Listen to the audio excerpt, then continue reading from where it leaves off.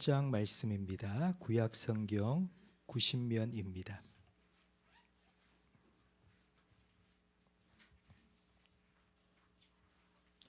출애굽기 7장 14절부터 25절까지 한 절씩 교독하겠습니다.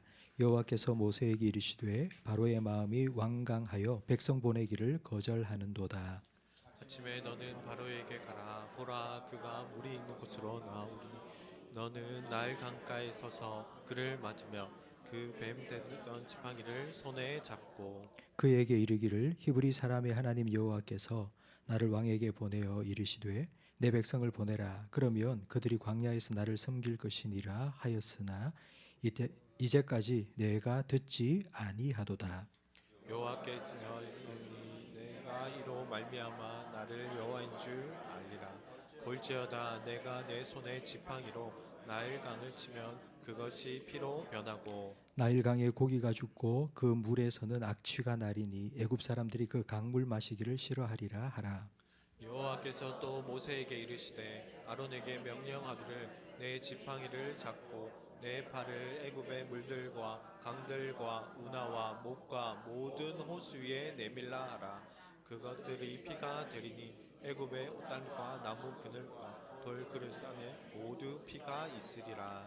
모세와 아론이 여호와께서 명령하신 대로 행하여 바로와 그의 신하의 목전에서 지팡이를 들어 나일강을 치니 그 물이 다 피로 변하고 나일강에 고기가 죽고 그 물에서는 악취가 나니 애굽 사람들이 나일강 물을 마시지 못하며 애굽 온 땅에는 피가 있으며 애굽 요수사들도 자기들의 요술로 그와 같이 행함으로 바로의 마음이 완악하여 그들의 말을 듣지 아니하니 여호와의 말씀과 같더라. 바로가 돌이켜 궁으로 들어가고 그 일에 관심을 가지지 아니하였도다. 애굽 사람들은 나일 강 물을 마실 수 없으므로 나일 강가를 두루 파서 마실 물을 구하였더라. 여호와께서 신의 강가에 이래가 지나니라. 아멘. 아멘. 교회 우리 보셔서 아시겠지만 가림막을 다 둘렀습니다. 이제 공사 시작하기에 필요한 모든 인허가가 다 나왔습니다. 이제 공사가 본격적으로 시작이 될 건데요. 공사가 이제 시작되면 사실 철거 허가가 한 20일 정도 늦었습니다. 그래서 아마 시공업체에서는 20일을 좀 만회하기 위해서 좀 속도를 막 내려고 하고 있는데 안전사고 없이 그리고 주변에 민원 발생 없이 예정대로 공사가 잘 진행될 수 있도록 기대해 주시기 바랍니다. 그리고 내일 우리 건축추진위원회에 우리 장로님들과 집사님 그리고 우리 부목사님들께서 서울에 방송 음향 영상 조명 업체에 실사를 나갑니다.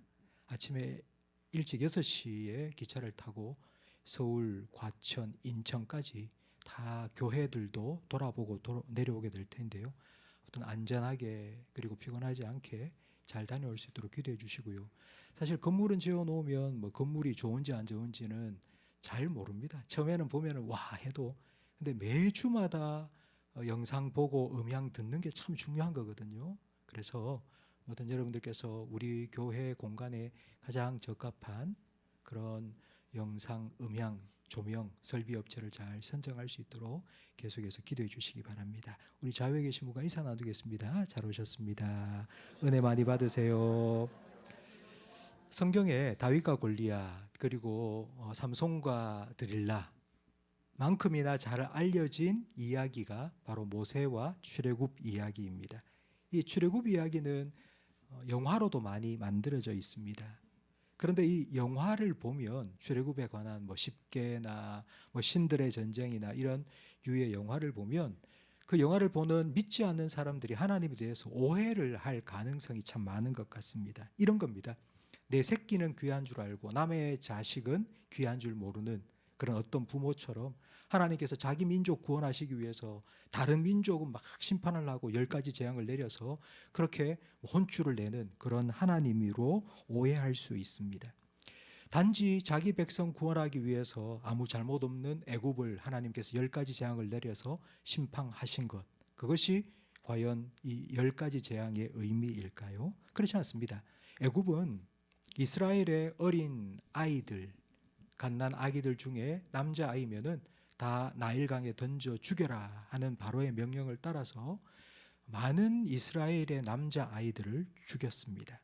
그리고 이스라엘을 학대했습니다. 그 일에 대해서 분명히 벌을 받아야 합니다. 그러면 이스라엘 백성은 뭐 잘한 게 있습니까? 모세가 가서 하나님께서 너희를 구원하겠다 해도 하나님 말씀을 믿지 않고 그리고 오히려 모세를 원망했습니다. 그들도 똑같이 벌을 받아야 합니다. 그렇다면 과연 이스라엘 백성은 이 10가지 재앙을 애굽 사람들과 함께 겪었을까요? 겪지 않았을까요? 많은 분들이 이스라엘 백성은 하나님의 백성으로 하나님께서 지켜주셨기 때문에 10가지 재앙을 겪지 않았다고 생각하는데 그렇지 않습니다. 1, 2, 3, 세 번째 재앙까지는 이스라엘 백성과 애굽 사람 사이에 구별이 없었습니다. 그 말은 이스라엘 사람이나 애굽 사람이나 똑같이 첫 번째, 두 번째, 세 번째 재앙은 다 같이 겪은 것입니다. 네 번째 파리 재앙부터 하나님께서는 이스라엘 백성이 사는 고센 땅과 애굽 땅을 구별하셨다고 기록되어 있습니다. 앞에서 말씀드린 것처럼 하나님은 내 새끼 귀하고 남의 자식은 귀한 줄 모르는 그런 부모와 같은 분이 아닙니다. 또 한 가지 질문을 드리겠습니다. 10가지 재앙은 출애굽의 필수적인 것이었을까요? 아닐까요? 다르게 표현하면 10가지 재앙은 피할 수 있었습니까? 아니면 피할 수 없는 것입니까? 출애굽기 7장 16절 말씀을 오늘 본문 말씀인데요. 함께 읽어보겠습니다. 그에게 이르기를 히브리 사람의 하나님 여호와께서 나를 왕에게 보내어 이르시되 내 백성을 보내라. 그러면 그들이 광야에서 나를 섬길 것이니라 하였으나 이제까지 내가 듣지 아니하도다.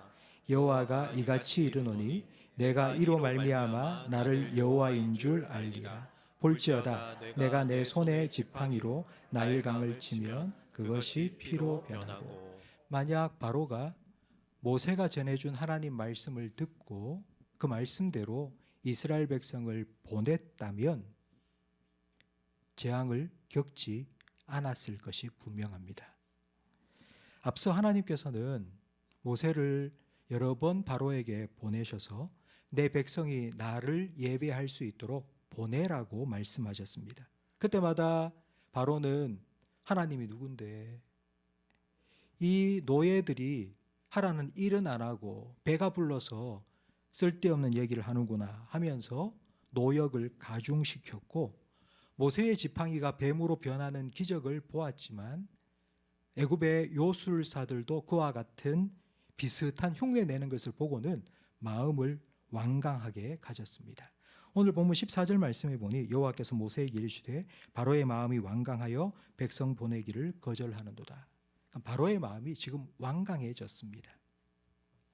그런데 우리가 좀 주의 깊게 살펴봐야 할 말씀이 하나 있습니다. 우리 지난주에 살펴보았던 출애굽기 7장 3절 말씀인데요. 우리 함께 읽겠습니다. 내가 바로의 마음을 완악하게 하고 내 표징과 내 이적을 애굽 땅에서 많이 행할 것이나 바로가 너희의 말을 듣지 아니할 터인즉 내가 내 손을 애굽에 뻗쳐 여러 큰 심판을 내리고 내 군대 내 백성 이스라엘 자손을 그 땅에서 인도하여 낼지라. 3장 제일 첫 부분에 보니 내가 하나님께서 바로의 마음을 어떻게 하셨다고요? 완악하게 하셨다고 기록되어 있습니다. 하나님께서 바로의 마음을 완악하게 하셨으니 결국 하나님께서는 심판을 작정하신 것 아닌가? 이 10가지 재앙을 바로가 피할 수 없었던 것 아닌가라고 생각할 수 있습니다.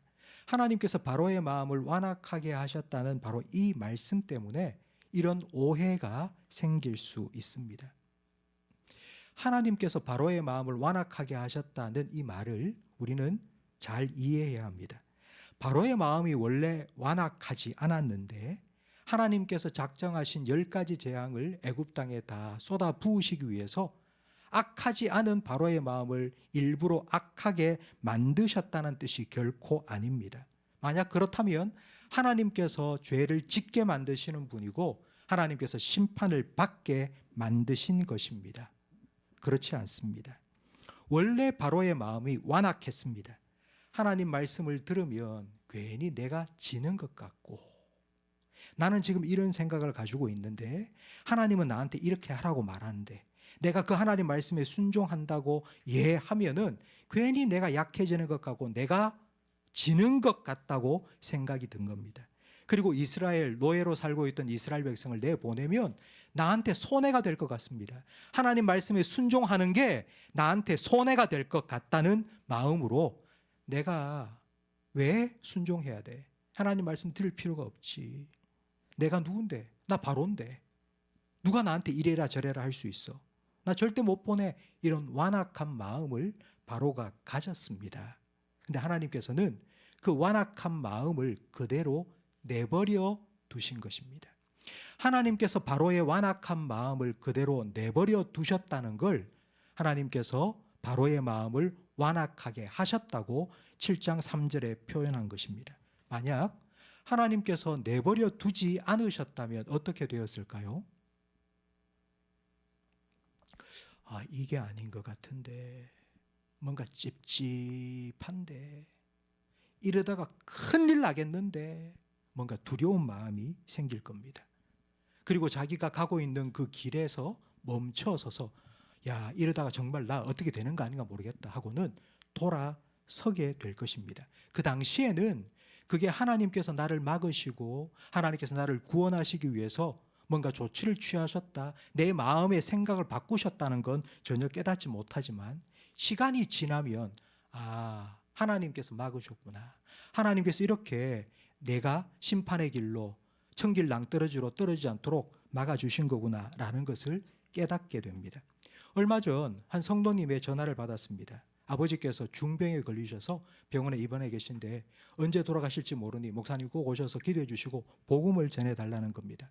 근데 그분이 하시는 말씀이 우리 아버지는 한 번도 교회 간 적이 없다는 겁니다. 그래서 제가 과연 한 번도 교회 오신 적이 없는 그분을 만나서 어떻게 복음을 전하고 그분에게 어떻게 예수님을 소개해 줄까, 사실 걱정을 많이 하면서 갔습니다. 가서 이런저런 얘기하고 고향 얘기도 하고 처음부터 그렇게 얘기를 꺼내서 한참 얘기를 하는데 갑자기 그 아버님께서 저한테 제가 얼마 전에 꿈을 꾸었는데 아주 큰 대로 같은 흰 집에 한 흰 옷을 입은 분이 나오셔서 나를 맞아주셨다고.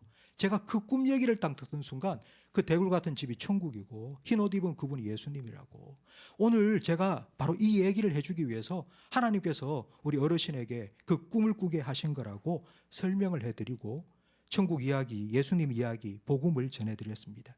그러자 그분이 너무 쉽게 받아들이시면서 나 예수님 믿고 싶다고, 목사님 기도해달라고, 그래서 함께 기도하면서 나중에 그 성도님이 정말 목사님 어떻게 이런 일이 있을 줄 몰랐다고 너무너무 감격해하는 것을 보면서 저도 너무 기뻤습니다. 성도 여러분, 하나님께서 내버려 두지 아니하시고 우리에게 찾아와 주셔서 우리의 마음을 열어주셨기 때문에 우리는 복음을 받아들이고 예수를 믿게 된 것입니다. 그래서 에베소서 2장 8절 말씀은 이렇게 말씀하고 있습니다.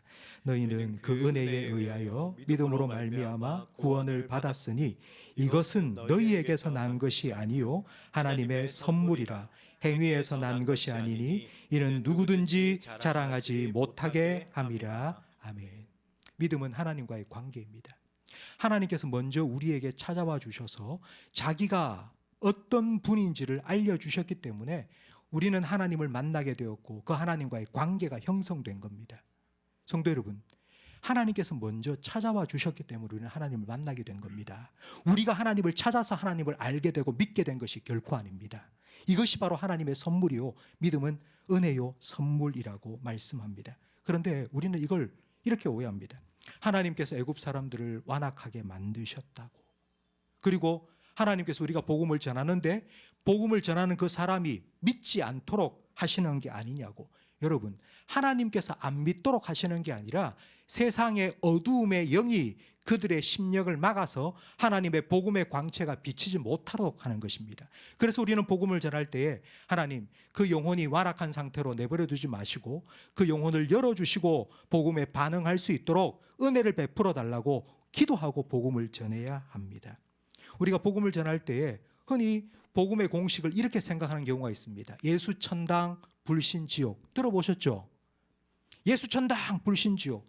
정말 복음을 명쾌하게, 깔끔하게, 단순하게 표현한 것 같은데, 여러분, 예수 믿으면 구원받고 천국 가고 예수 안 믿으면 심판받고 지옥 간다. 맞습니다. 그런데 이 표현은 하나님께서 마치 안 믿는 사람을 지옥불에 밀어 넣는 것 같은 분으로 착각하게 만듭니다. 디모데전서 2장 4절 말씀을 함께 읽겠습니다. 하나님은 모든 사람이 구원을 받으며 진리를 아는 데에 이르기를 원하시느니라. 하나님은 지옥에 사람을 밀어 넣는 게 아니고요. 모든 사람이 진리를 알고 구원받기를 원하십니다. 그런데 우리는 복음을 전하면서 예수 믿으면 구원받고 천국 가고 안 믿으면 지옥 간다. 왜 이런 말을 할까요? 제가 한 가지 이야기를 해드리겠습니다. 어떤 사람이 불치병에 걸려 죽어가고 있습니다. 좋다는 약 다 먹어보고 용하다는 의사를 다 받아서 이런저런 치료를 받아봤지만 별 소용이 없었습니다. 그러던 차에 한 의사가 그 병을 낫게 하는 새로운 약을 개발했습니다. 그래서 그 의사가 그 약을 가지고 찾아온 겁니다. 이 약 먹으면 삽니다. 이 약 먹어보세요. 하지만 그 환자는 지금까지 내가 해보지 않은 거 모든 것 다 해봤는데도 안 나았는데 이 약 먹는다고 내가 낫겠소? 하고는 그 약을 먹지 않았습니다. 그래서 죽었습니다. 여러분, 이 환자가 죽은 이유는 무엇 때문입니까? 약을 안 먹어서 죽은 겁니까? 예. 약을 안 먹어서 죽은 게 아니라 병에 걸려서 죽은 겁니다. 마찬가지로 우리는 죄 때문에 다 죽어 마땅한 존재입니다. 그런데 하나님께서는 우리에게 살 길을 열어주신 겁니다.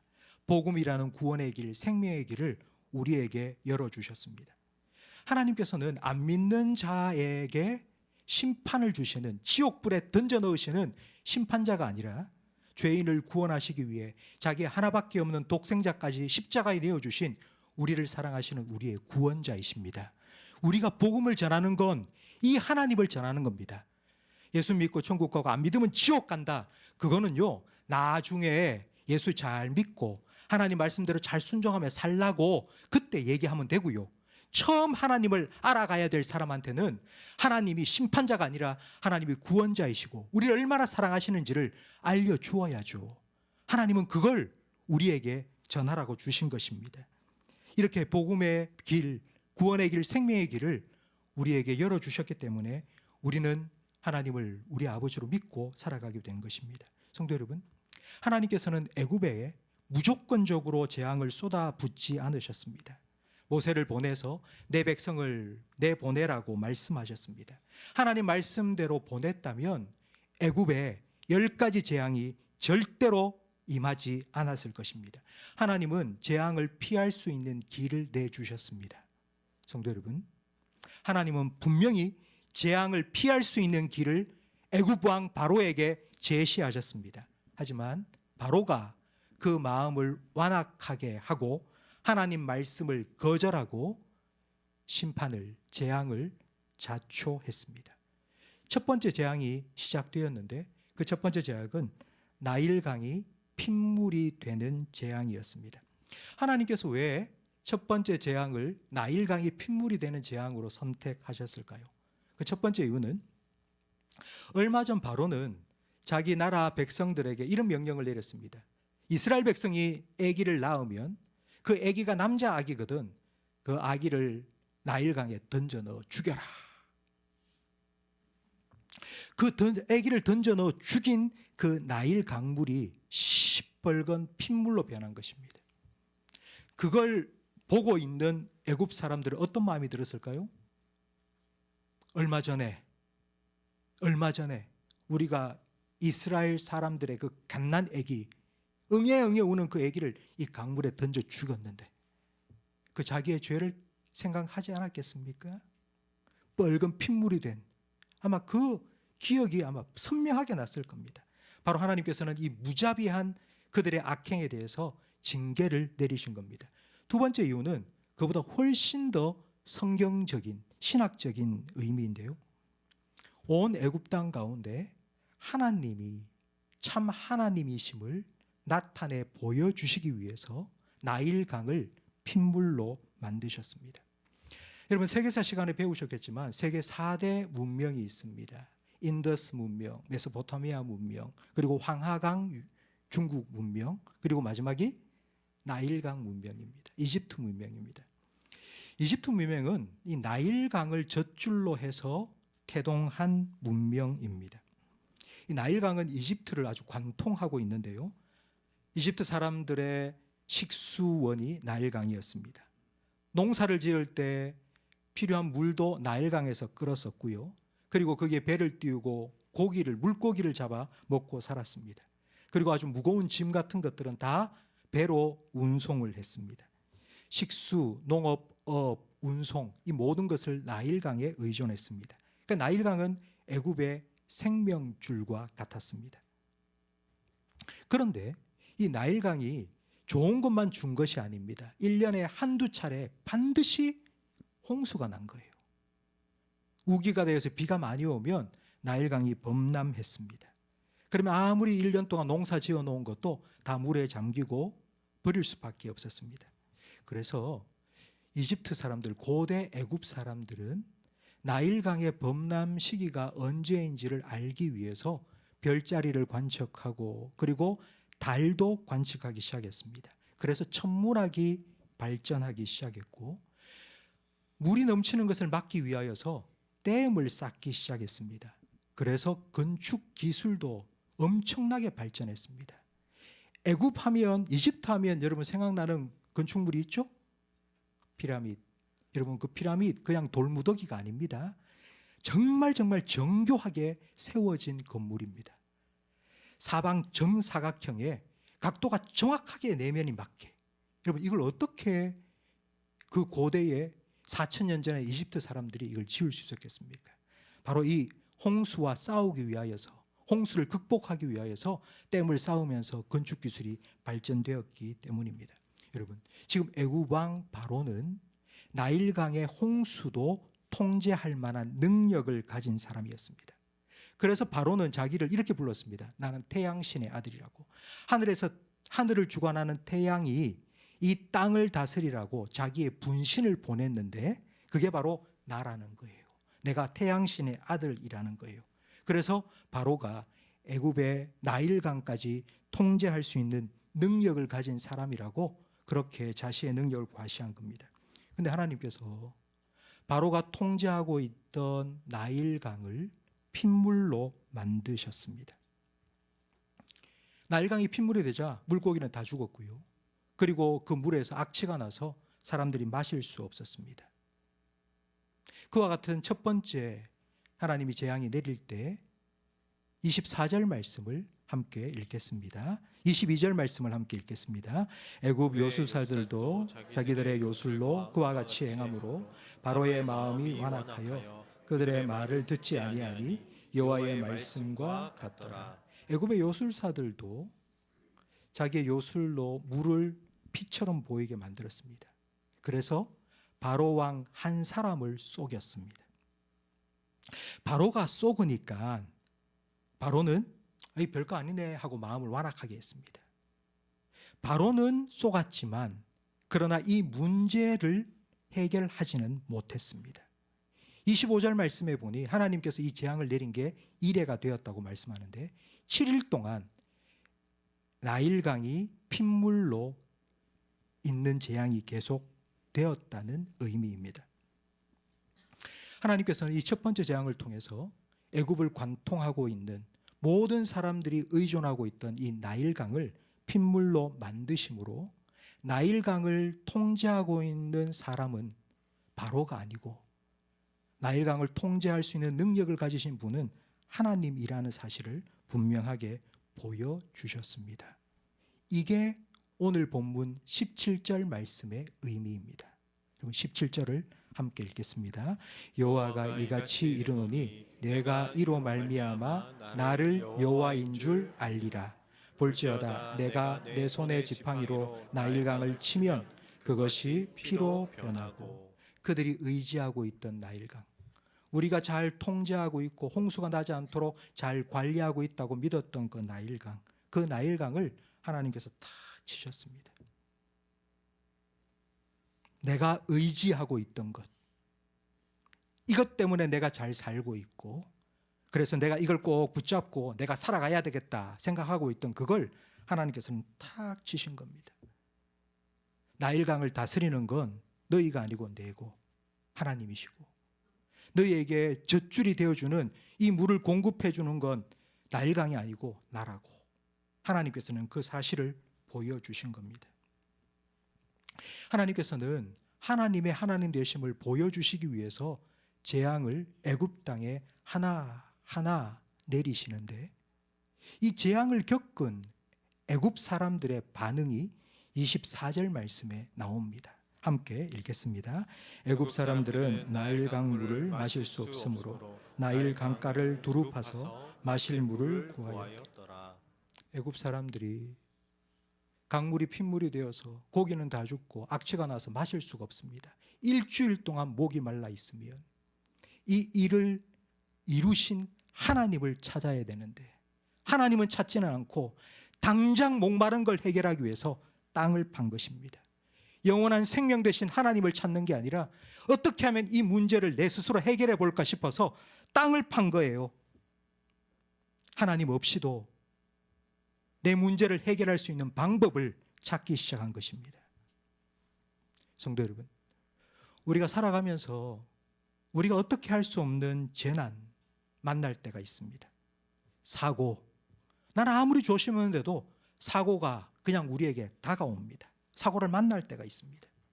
질병, 우리가 아무리 건강 조심해도 피할 수 없습니다. 자연재해, 홍수가 나고 가뭄이 들고 이거 어떻게 우리가 막을 수 있겠습니까? 그러다가 죽음이 우리에게 찾아오는 순간도 있습니다. 절대로 우리가 통제할 수 없는, 우리가 어떻게 할 수 없는 문제들을 우리는 만날 때가 있습니다. 여러분, 이런 문제가 올 때 우리는 이 문제들 앞에서 내가 얼마나 연약한 존재인지를 우리는 깨달아야 합니다.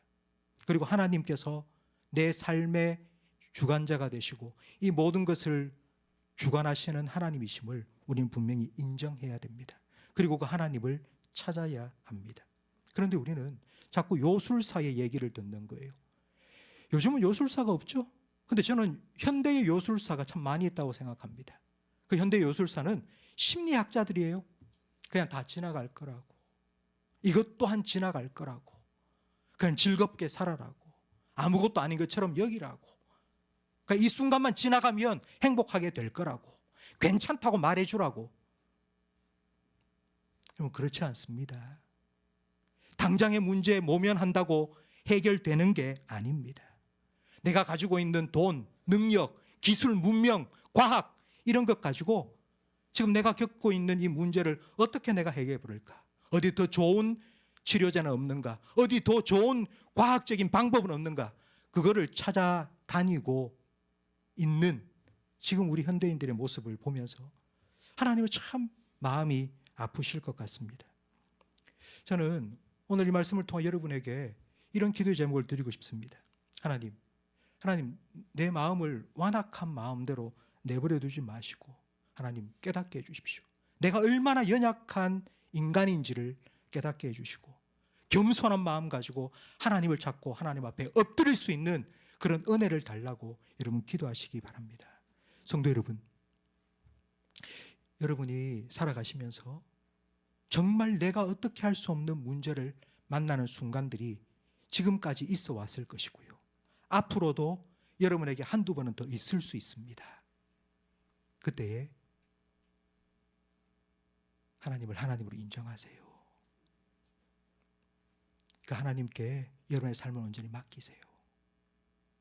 그럼 하나님께서 여러분의 하나님이 되어주셔서 여러분을 지켜주시고 인도해 주실 겁니다. 시편 46편 1절 말씀을 우리 함께 읽고 마치겠습니다. 하나님은 우리의 피난처시요 힘이시니 환난 중에 만날 큰 도움이시라. 그러므로 땅이 변하든지 산이 흔들려 바다 가운데에 빠지든지 바닷물이 솟아나고 뛰어놀든지 그것이 넘침으로 산이 흔들릴지라도 우리는 두려워하지 아니하리로다. 아멘. 이 고백이 정말 여러분이 감당할 수 없는 그런 큰 환난, 문제, 내가 통제할 수 없는 큰 어려움을 만났을 그때에 여러분의 기도가 되고 여러분의 고백이 되기를 예수님 이름으로 축복합니다. 오늘